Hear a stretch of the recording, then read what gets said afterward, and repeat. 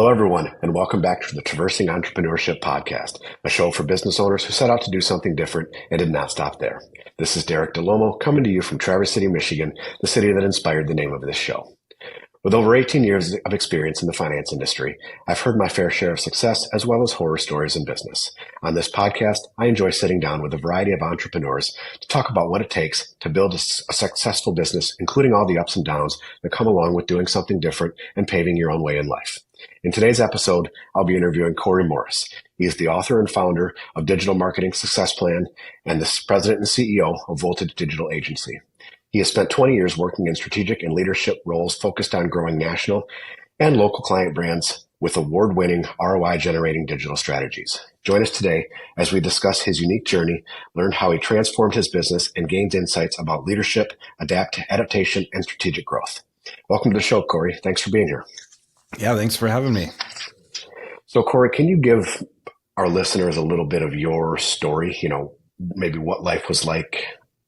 Well, so how did you get started, and what was life like before you started Voltage?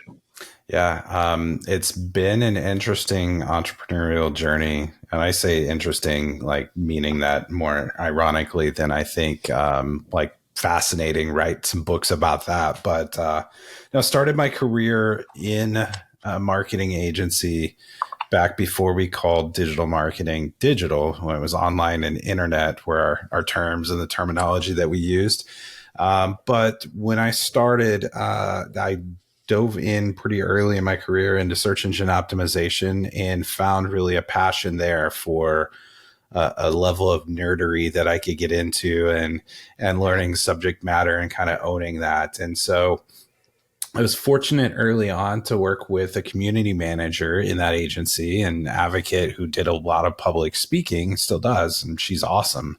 She pulled me along. She's like, you should speak to this marketing club. You should talk to these people. And so a few pitches later, ended up on some national stages and really finding my passion for talking about and connecting and building community with other people who were in search marketing and broader digital marketing topics. So while that was going on, also leaning back into some of the leadership training I'd had undergrad, got my MBA to round out some managerial skills that I didn't get when I was learning accounting, and knew I didn't want to do accounting, but at least understand how financials work and what to do with the information.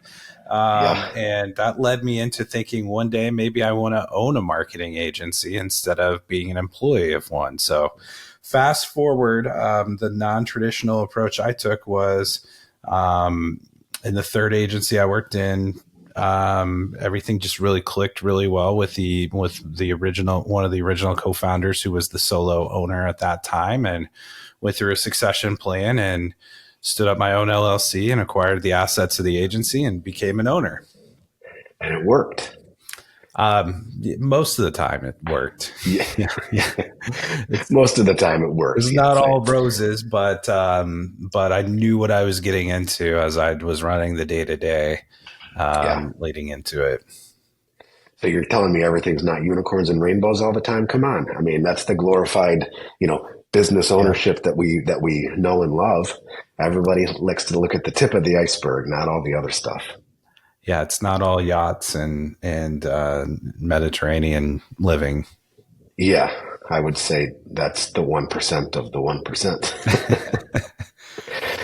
1%. So, I hear terms like SEO all the time, search engine optimization. Can you give us the, Cliff Notes for Dummies version of, what is search engine optimization and why is it beneficial to businesses? Yeah. As I just crossed over the 20-year mark in my career and have been doing SEO for 18 of those, it's kind of crazy to take a step back and look back at where it was and where it is now.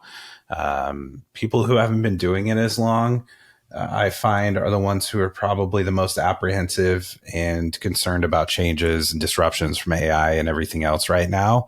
But it's kind of, I roll with it because the constant in most digital marketing channels, especially SEO over the years, has been change. And so whether we we can be nostalgic like me, thinking about to when Google was simpler and it was 10 blue links and we had a more finite set of best practices and strategic tactics that we would take to get a site ranked toward the top of the page. And the only thing that we had to navigate around were the ads that Google would put up there.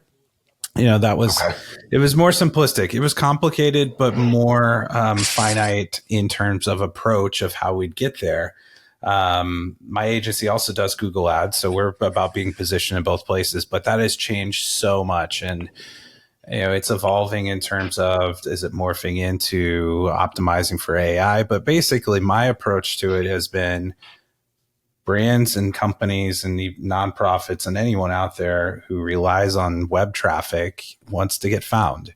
And so there are rules of the game that you need to play, right? Commonly accepted best practices and ways to get there.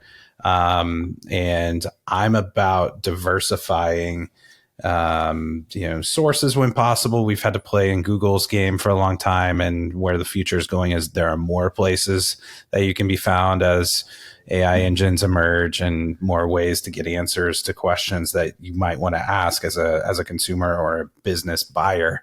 But really, without going into the history of Google and or getting my crystal ball out, there's still, for those focused on quality traffic and conversions, an opportunity for search engine optimization among the other digital marketing channel mix of ways to be found, for everything from email to social media, and how all those support essentially your customer or your prospect's buying journey and funnel that they're going to go through to find you and go from awareness to being a customer or client. Which is what everybody wants, How do you get them from somebody browsing the internet to somebody buying something from you? So, I mean, in my stupid little husband brain, search engine optimization is basically taking my business to the top of a search on a Google page. I mean, is that that's the goal? Somewhat correct understanding? To be positioned at the top of Google. There have been shortcuts and ways that people have done that over the years, and there are people who focus on a more holistic approach, which is the camp I've fallen into, because I'm, if it was my own company and brand and it was my own risk to take, then maybe I'd take some more risks. And I have done tests on things that were inconsequential, but working with clients and being trusted with their businesses and not getting them banned from Google by trying to take a shortcut, I've taken a longer approach. Now, that list of factors and ways to get ranked is more lengthy than ever, and the whole ecosystem is more volatile than ever. We have a client who keeps bouncing back and forth between position 1 for a key phrase that makes money for them and like position 6, and we can see the difference in revenue e-commerce wise in those fluctuations that happen essentially daily or in real time now.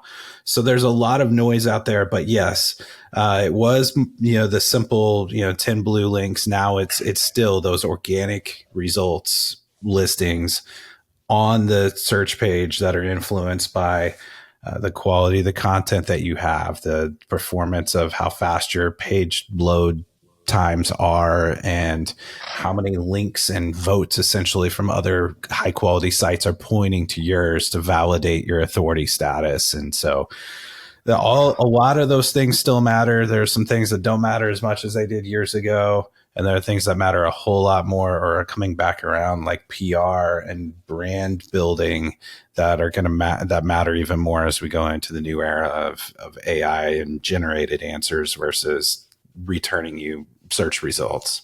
Sure. So, you said there's ways, there's shortcuts, and then there's ways to get banned. Yeah. Like what are quote unquote shortcuts, and what gets you banned from a Google search result? Yeah. So there are, a lot of things where you can do the no-nos, and when they get caught, you'll disappear. And so some of those are clear areas where you're trying to trick a search engine with, I don't see them much anymore, because detections got better, and they just don't work as putting all your eggs in one basket like that. But they would be stuff and keywords and pages, things like white text on a white background, or cloaking, where you're showing I see. one page of content to a search engine bot who visits your site versus different content to a user who visits your site. A lot of those things have gone by the wayside. Some of the things, though, and again, these debates have gotten pushed a little bit more to the back burner, as so many people are focused now on where everything is going versus where it's been. But some of the things that aren't necessarily, they're more in gray areas, would be going out and trying to take shortcuts, like instead of earning links to your site from high authority sources by having great content that is link worthy, or having partnerships and associations that are natural in your industry, or PR and things like that, going out and buying hundreds or thousands of links from a link broker, who is much like, maybe similar to buying, followers on social media, right? It's kind of stacking the deck in some of those areas. The challenges of many of these things are that you put all your eggs in one basket like that, and you're like, I'm going to go take that shortcut and buy a whole bunch of links. Well, when Google either detects an unnatural pattern there and digs deeper with a manual action or review, or an automated one catches you, it's hard to recover from that. Or more innocently, if Google just turns the dial and links aren't as valuable anymore, and you haven't been optimizing your content or working toward those other factors across the broad spectrum of what helps with rankings and helps you get positioned toward the top, then you've taken a really narrow and risky approach because you haven't done any of the other stuff to fall back on. That sounds like it's hard to keep up with on what dial Google is using. Yeah, there's not one way to solve the problem. Even before AI exploded and became a mainstream term, machine learning was built into its algorithm. Every keyword or search that somebody could do could theoretically have a different set of results. And there was, I was at one of the industry conferences in 2016, I believe, and an engineer from the algorithm team and the search quality team said there's no one engineer can know the whole algorithm. Like back in the day when I started doing this, it was commonly known that there were 100 to 200 variables in the algorithm, right? And they could tune them manually, see how it goes, and have some branches and make it more dynamic for different things. And then, now it's essentially been turned over to machine learning and AI, and from there, that's what we get today. That's wild to me. So, changing course just a little bit, so you've taken the track of going from employee to ownership. Yeah. Can you kind of go through that experience and, okay, here's what life was like as an employee. Here's what I liked, didn't like. And then here is now what's changed. And, just what's the mindset difference, or what's been your main key takeaways of, hey, now I'm an owner and here's what I'm focused on versus here's what I was focused on as an employee. Yeah, I was the president of the agency before I went through the all the way through to owner. And so in many cases that helped prepare me. I got to see and deal with all the operations things. I was doing all the new business. I really was seeing and doing all the things without the final risk and reward of being the owner. And so naturally I was already having the sleepless nights when, with some of the ups and downs, without fully being able to realize the positive side of it when those come. But I would say that what was interesting for me in the process was it was easier in many ways because there weren't skeletons in the closet, because I had access to all the financials. I knew all the details of what I was getting into because I'd been in the company for so long and was running it.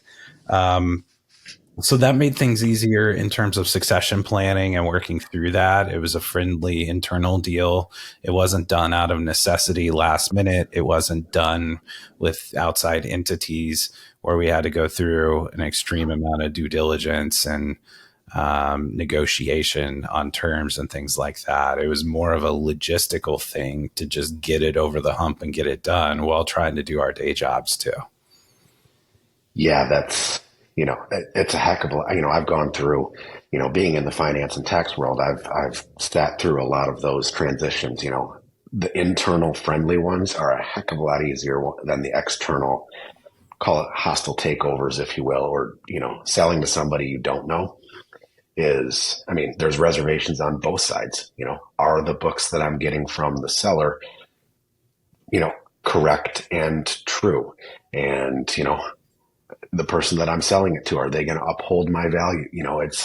It's a very interesting dichotomy when you go to, transitioning a business. And, like you said, serving as president of the organization before already prepared you for a lot of the things that you had to deal with on a day-to-day, month-to-month, decision by decision.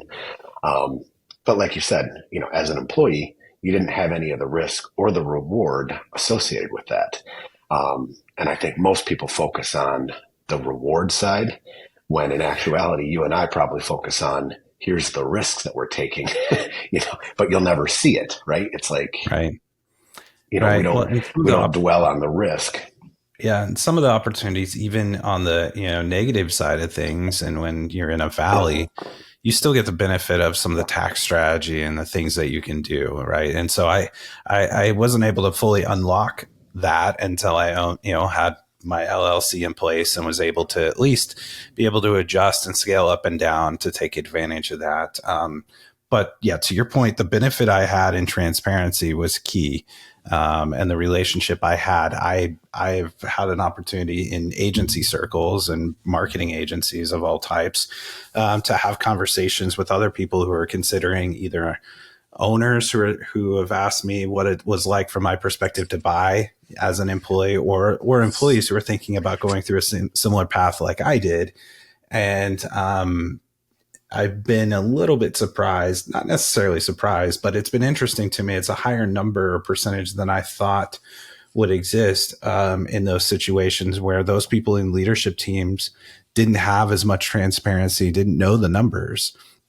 And that can definitely stall out a deal if you don't know the numbers as an employee, to have any idea how much you might need to finance, or what you need to pay out, or what you need to be saving, especially when, if you were like me doing all the traditional investing things, the things that we're supposed to do, like IRAs and 401ks and 529 plans, you don't have as much liquid that you can go use, or without a big tax hit or doing a no-no that your CPA is going to freak out about.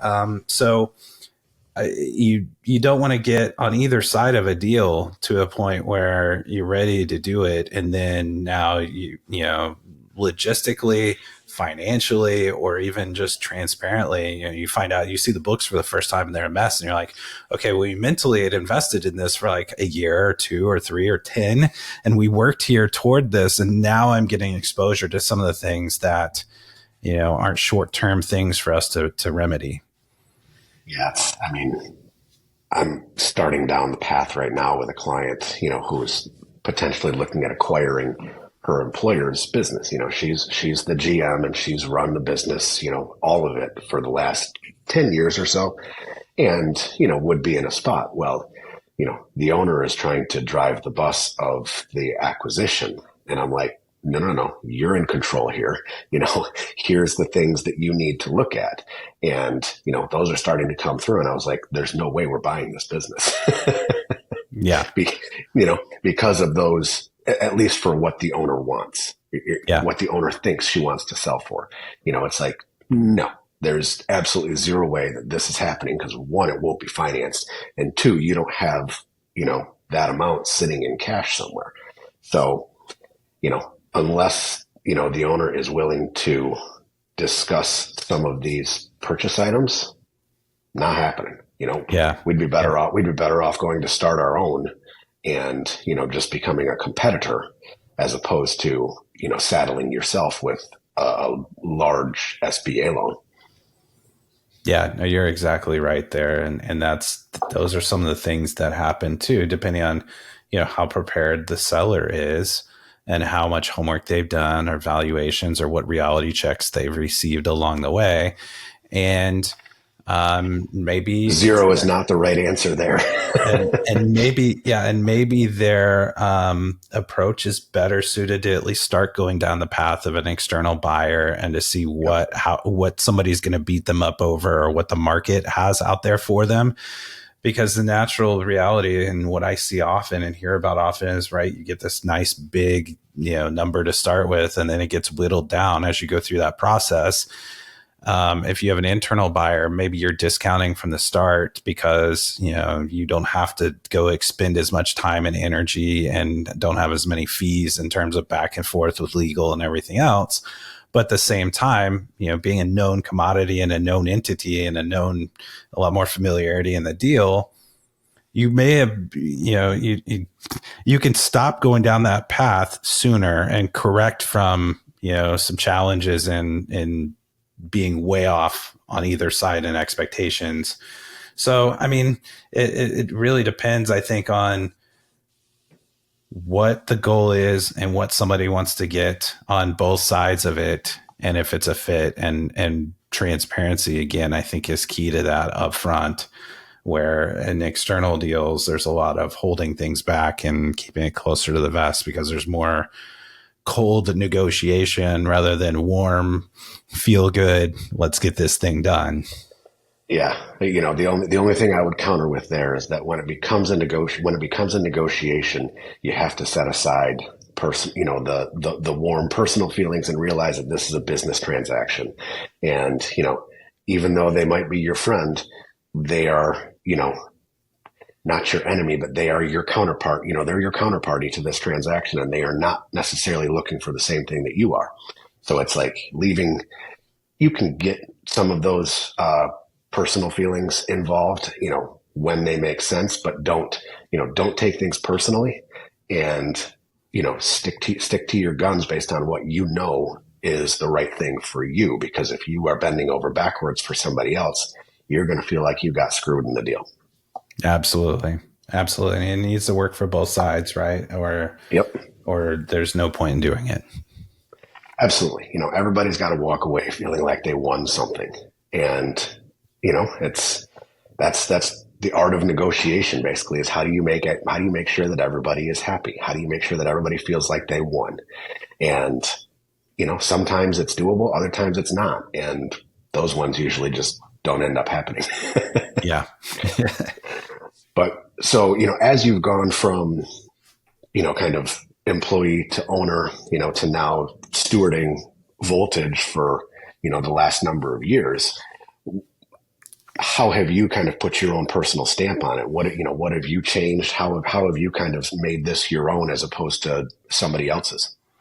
Yeah. What's interesting is over the years, the agency started as a creative shop and was doing a lot of graphic design, a lot of branding, and out of that then started doing websites when being asked by clients. When I came in 2013 as an employee, I was coming in to help solve the next problem and provide a solution of, well, can you help me drive leads, traffic, sales, or engagement to my site, to my brand? And so I started the digital marketing team. As we kept growing, we just kept layering in more and more and more services, and we were doing everything, and we weren't doing it for a specific industry or two or three. So we weren't in a niche when it came to who we serve. So we were doing a wide range of marketing and advertising services and design services for a super wide range of clients. As we grew, that was fine. We were able to scale really well through a season or two or few phases. But then started, when we're bumping into bigger competitors, started getting excluded, or we were either runner up to the agency that only works in this industry, or the agency who's the ultra specialist in this one piece of the many things that we did. And I had one person who did it, and they did it for 50 clients, not as focused or concentrated. So We went through a process that I'd been thinking about as an employee, but then had the ability to actually go and act as an owner, of niching down. And we started, instead of starting where a lot of people do with industries or verticals, we started horizontally with our service line. We looked at what we do better as well, or what we feel like we do as well or better than anybody else in North America. And we went from, and that's two things. So that took us down to search marketing, which would be both SEO and advertising, so Google Ads, and websites. So we stopped doing branding. We stopped doing some of the traditional graphic design, print design things that we were doing. Stopped doing social media in-house, and email marketing. And so we stopped being spread thin across all those areas where I might, even with 25 employees, have one employee who's the expert on that one thing, but they're stretched thin again against the level of expertise that somebody may have if they only are an email marketing agency. And so that really helped us. We thought it would be I thought it would be a 3-year transition plan. But the further I got into selling legacy things alongside really selling and focusing on what we do in our niche down plan, the harder it was for us to balance and keep doing new of the old while doing the new that is new, or what we were holding on to. So we actually ripped off some Band-Aids and went through that a couple of years ago and turned over 50 something percent of our client roster year over year. It was painful, but we are seeing the rewards of it now, and we can be more singular in focus and message. We know what we're about. I only have senior level people on my staff. We have opened the door to tons of trusted partners and agencies and providers who do the things that we no longer do. So we can pull in people who are at the same level of expertise as us in our disciplines for other disciplines. And so there's no drop off of the client working with us where they get, something that's great up here and something that's good or okay in a different area. And so it's been really good. I can talk forever about the benefits and reasons, but it allowed us to be more singular and focus and message too, of being able to talk about what we do and why we do it. And I don't have to spread thin across 100 topics. Yeah. I mean, you've said a lot there. And I think, if I try to boil that down, it's know what you're good at and know where your skis end. Right. So it's like you said, hey, you provided 50 things before, you cut that down to 2 things that you thought you did, as good or better than anybody else in North America. Boom. Know what you're good at. And then knowing that, okay, we're not as good at these things. That's where our skis end. And we have to now reach out to external partners who are, the you in, Google Ads and, SEO and websites for that vertical. Because now at the end of the day, that the end client is getting a much better product, with subject matter experts, that everybody again can feel good about, and there's no drop off in any quality from that. So, and that's impressive. So how long you said it was going to be a 3-year project. How long did it actually take to do that? Was it shorter or longer? We did it in 12 months. Naturally, when some contracts were up, we gracefully referred some clients out to other partners, or we brought in, if clients wanted us to hold on to the whole mix for them, we were upfront and honest with them that we were bringing in a trusted partner, so they actually get an upgrade in service in that channel or discipline. And so I would say 95% of what we do now with our clients is in those 2 buckets. There are some other things, again, where we'll bring in partners and do different things, but it's just been a great experience because we have other agencies who even endorse us and send people our way. They say they do the things we do, but then when it gets really into hairy, deep subject matter, or technical aspects, that's when they'll bring us in or point people over to us and say, if you need it at this level, go to Voltage. And so those are some of the best kind of validations and testimonials I have are from my peers who are like, for these 2 things or one of these 2 things, go straight to them. Where before we were an integrated, full service, blah, blah, blah, and you didn't know what we were really good at or not. And we looked like everybody else. Yeah. It's funny because me as a consumer of those types of services. Like, you want the one point of contact to handle everything. But the reality is, even if you do have one point of contact, you're still probably getting, however many people behind the scenes that you may never even know. You just have one person kind of telling you what it all means and what you should or shouldn't do. So, I mean, I can appreciate that a lot. So, as you kind of look at this trajectory that you've been on, how has that brought you success? And I mean, of course, everybody defines success differently, but I mean, when you look at it, what would you say have been your greatest accomplishments since you took over ownership of Voltage? Yeah, we've worked hard to not to level up the level of service and quality across all of our client relationships. So that's a given, right? Because that's where things start. That's where, on the selfish sounding or the business side of things, that's where we make money, right? If we're not making money, we're not in existence. So sure. That's the side of it where if we've not taken our focus off of our clients and their end results, because that turns into case studies, testimonials, referrals, and long-term relationships, which provide the stability for our firm, which is what I want. And most of the services we do under the digital marketing or search marketing umbrella are ongoing. And so that gives us recurring revenue to go along with project income or revenue from one-off projects that we might do, because you're not rebuilding your website on an ongoing basis. Although we have an increasing number of clients who'd rather not every 5 years do a big, massive web rebuild, but treat it like a living, breathing thing and be incrementally doing it as we go. I just had I was on a monthly call with one of our clients this morning who, has an ongoing agreement where essentially they're getting a new site without having to go sink $100,000 into it one time, one off. And so able to maintain it in a more agile way. But all that being said, changing that model a little bit has helped us to be able to think about the future and how we scale and how we do it without sacrificing quality and our principles. So it's not just signing every client who comes or prospect who comes through the doors and then adding staff and dealing with ups and downs where, one downturn and now, we've got to change that.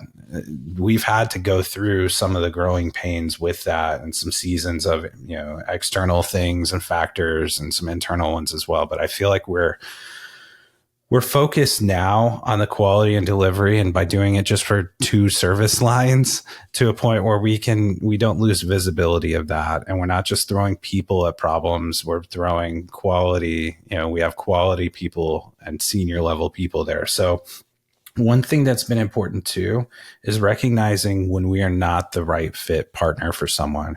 I had to learn how to sell myself out of a deal as quickly or easily as I sell myself into one.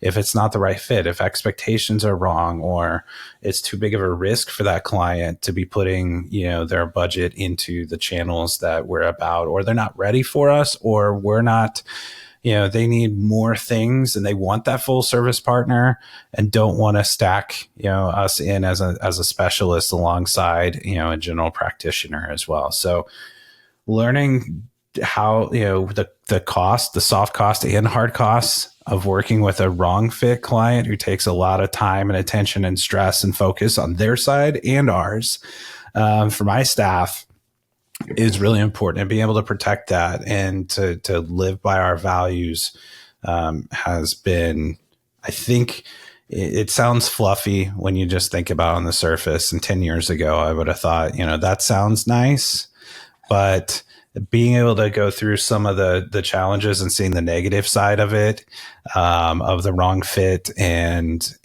some of the attrition that happens or that we have to, have conversations about, there are definitely trade-offs and opportunity costs in there that you don't necessarily see if you're wearing your owner sales hat versus your operations hat and your client retention hat.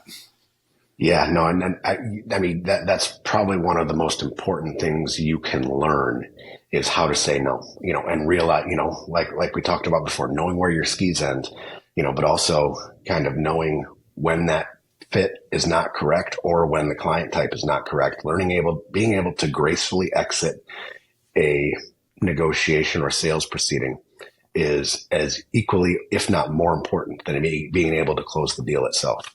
And it's just being a helpful person. I mean, you don't do it in a cold way. It's like, I mean, occasionally there's a jerk that comes through and doesn't treat you with respect, maybe, but in 99% of those cases, I can help point them to the right fit for them and save them a lot of time and attention and money.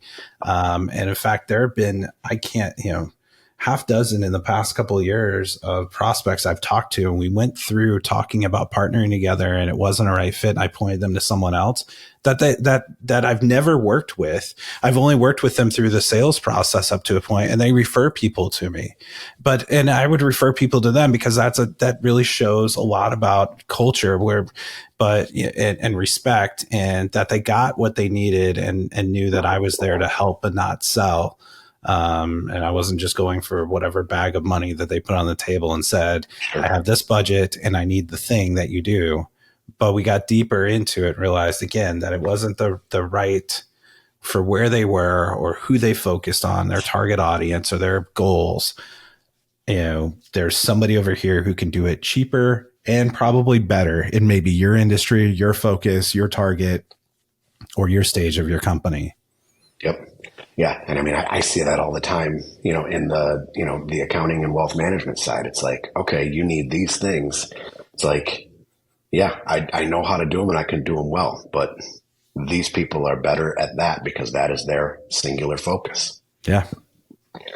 So as you've gone through, you've had, plenty of successes along the way, of this, journey of yours. What's been the hardest parts about this transition and kind of change in focus?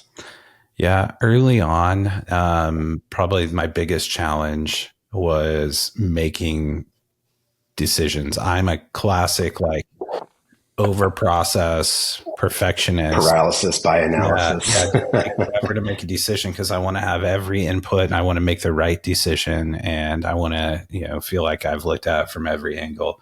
I had to learn pretty quickly when people would come into my office and ask me about something to not say, okay, yeah, cool. I'll think about that and I'll get back to you. And then, 2 weeks later they're back and it went on a list somewhere and I never thought about it.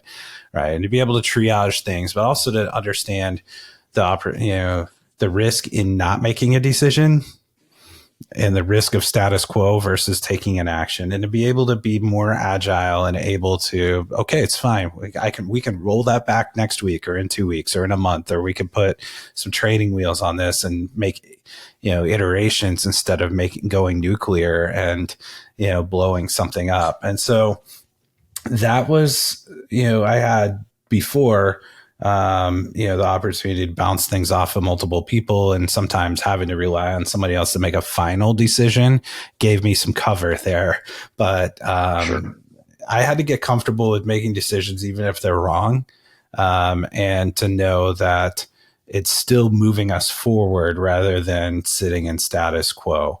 And so that was a huge lesson I had to learn in the first few months. A few years ago. And that's something I still struggle with because I want to live up to my personal values and integrity and the shared ones we have in our company of if I say I'm going to do something and it goes on my to-do list, the same expectation of if we're committing to do something for a client, we're going to do it. Well, I don't want to be different than that internally when I'm doing something for my team as well. And so I struggle with that. Sometimes that leads to, midnight things where I'm combing through a spreadsheet like I was last night for one of my team members to give them feedback, or reading something ahead of a meeting that, and owning the bigger part of that, probably owning that, okay, I said I'd do this 2 weeks ago and now I'm doing it today. You might have thought I've forgotten about it. It's still on the list, and getting better every day with that.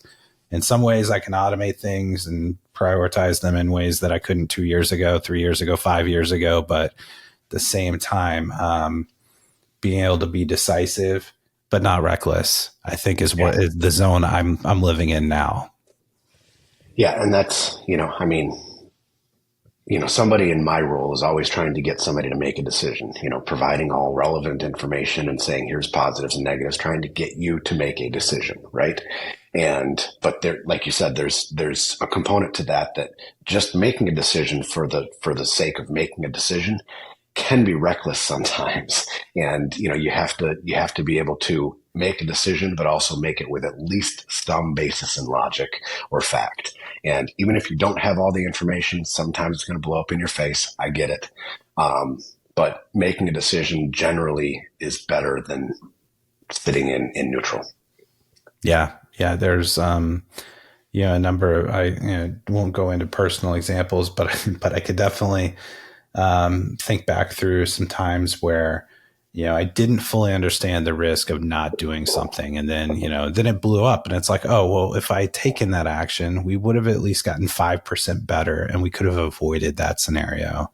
Sure. But to your point too, with balance, yeah, it's, it depends on the type of how fast you want to scale, how much you're willing to break things, and what phase of your company growth cycle you're in, right? If you're trying to 10x, then you have to understand that there's higher risk and higher things that you're going to break, much like in the financial side of things, where you are and what acceptable risk you're in or what phase of your investing life you're in. If you're close to retirement, you probably don't want to be in some of those high growth and more risky funds or whatever it might be. But it really depends on where you are on that. And a lot of that dictates your culture, whether you want it to or not. And so you have to have people who are wired for that. One of the, and I don't like saying this out loud because I love my current staff and I feel like I have the staff that can grow with us and has grown with us. I have the senior level rock star people I want to stay forever. But it was, the astute point was made years ago to me by other owners of, the people that got you from this, 1 million to 3 million are probably not the same that are going to get you from 3 to 8 and 8 to 20 or whatever in your growth, just based on personality types and how they're wired and the demands of the business during that. And the sooner you can talk about that and the more openness you have with staff, and then nobody gets blindsided. Everybody knows where you're going. And I think that's where a lot of the transparency about financial and goals and what people are signing up for or not, then you can remove a lot of surprises and get conversations going sooner. So I think some of that has been a really big lesson too for me about, I don't want somebody to be surprised to be like, oh, we were making this change or this big initiative. And now, well, I didn't sign up for that, or get blindsided. That they didn't tell you and they gave notice to go find something different. And, because you hadn't shared enough mutually about, where you're going and what you see for their career and making sure they are open with where they want their career going to. Absolutely. Yeah. And there's a lot of good stuff in what you just said there. But as we kind of transition out here, we usually end every episode by, giving our guests a few minutes to leave a message to our listeners, whether that's, sharing a personal experience, advice for aspiring entrepreneurs, discuss something you care about, really whatever comes to mind. So this is kind of your time to have the floor. Give our listeners a little bit extra of what Corey and Voltage have to offer. Yeah, so we nerded out a little bit, or you went with me when I nerded out about search marketing and SEO at the beginning. And I talked about, our focuses. So based on really being able to have a more singular focus of how we best in the things we do can come alongside and partner with our clients, an opportunity to write my first book. I started the project a couple of years ago. It came out last summer and it's called the Digital Marketing Success Plan. It's actually a separate LLC I've got because I didn't want people to feel like, oh, this is just another fancy sales tool for the agency to get you in here. And it's really the same thing everybody else offers. So it's in a separate business. I unpack in the book my 5-step START planning process. START's an acronym that goes through strategy, tactics, application, review, and transformation. And that's kind of the 90-day on average process that we in my agency implement to help clients arrive at their ideal digital marketing plan. But it's also, you can buy the book. I give it all away in there. It's self-implementation opportunities as well, or to supplement or amplify your own planning process. But whether you are starting out or you're a solopreneur or you're an enterprise level organization, you need to have a plan and don't just go throw money at search engines, at ads, at creating content without, taking best practices, like we should create, 7 posts a week and we should, post on social media 15 times a week. You want to have a why behind what you're doing and not be wasting any time, soft costs, hard costs of people you're paying, internal or external, to do a bunch of activities that then you get frustrated down the road that you didn't see the ability to connect the dots to those actually driving leads or making money or driving e-commerce sales or whatever it might be for your company. So I've got my process there. I give it away. You can go find it it's Digital Marketing Success Plan. It's on Amazon, but, and that's a long domain name. So I've shortened it to the dmsp.com, and I've got some free tools as well at the dmsp.com/blueprints for anybody who wants to go grab it over there. And my agency, like I said, implements and helps kind of the done for you guided version of the process as well through Voltage. But really that's the mission I'm on, is to have companies not go throw money at the wall and see what sticks and find out in very expensive ways that maybe Google Ads isn't right for them, or Google Ads is right, but they didn't, there's a lot of wasted dollars to figure it out in a more expensive way than to spend a few minutes upfront, getting on the same page, getting everything locked in, strategically, and in terms of measurement, in terms of targeting the right people and going from there. Yep. It's, much like everybody preaches, it's always good to have a plan, but not having kind of the why behind everything is where most people not fail, but are lacking. So it's good that you brought that up. How can our listeners find out more about, you and Voltage? And you gave the website for the DMSP.com, for the Digital Marketing Success Plan. But how can they get in touch with Voltage or you, to further this conversation? Yeah, I would encourage anybody to go, connect with me on LinkedIn, send me a personal note there. I own and operate my own account over there. So you're going to be talking with me directly if that's an easy way to engage. Or voltage.digital is the agency site. You can reach out to us there and that will get to me as well. And the dmsp.com, as I mentioned a moment ago. Perfect. All right. Well, as you know, my name is Derek Dall'Olmo. I am the owner of both Tremonti Financial Consultants and Tremonti Tax Solutions, together referred to as Tremonti. Tremonti bridges the gap between financial advisors and accountants by serving as CFO to our clients. We specifically love to work with business owners to develop a proactive tax strategy that maximizes after-tax profits. It's our job to help you earn more, be more efficient, and pay as little in taxes as legally possible. This idea piques your interest, please go to TremontiTax.com and click the Schedule Now button to book a 15-minute chat with me. Whether we end up working together or not, I'd love to hear from you. With all that said, it was good, Corey. It was great talking to you today. I really appreciate you sharing your insights with us and your time. Yeah, thanks for having me. For those listening, if you enjoyed today's episodes and had a few helpful takeaways, we would love for you to leave us a review on Apple Podcasts and share this episode with other business-minded friends. This has been another episode of the Traversing Entrepreneurship podcast. We had fun today and hope you did too. Thanks again, Corey, for being here, and thank you for tuning in and listening.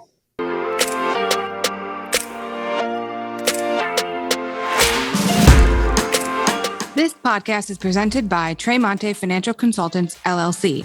The firm is registered as an investment advisor and only transacts business in states where it is properly registered or is excluded or exempted from registration requirements.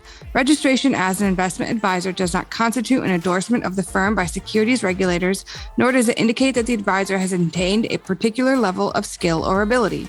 The information presented is believed to be current. It should not be viewed as personalized investment advice. All expressions of opinion reflect the judgment of the presenter on the date of the podcast and are subject to change.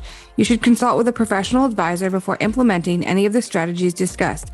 Content should not be viewed as an offer to buy or sell any of the securities mentioned or as legal or tax advice. Always consult an attorney or tax professional regarding your specific legal or tax situation. Different types of investments involve higher and lower levels of risk. There is no guarantee that a specific investment or strategy will be suitable or profitable for an investor's portfolio. There are no assurances that a portfolio will match or exceed any particular benchmark. All investment strategies can result in profit or loss.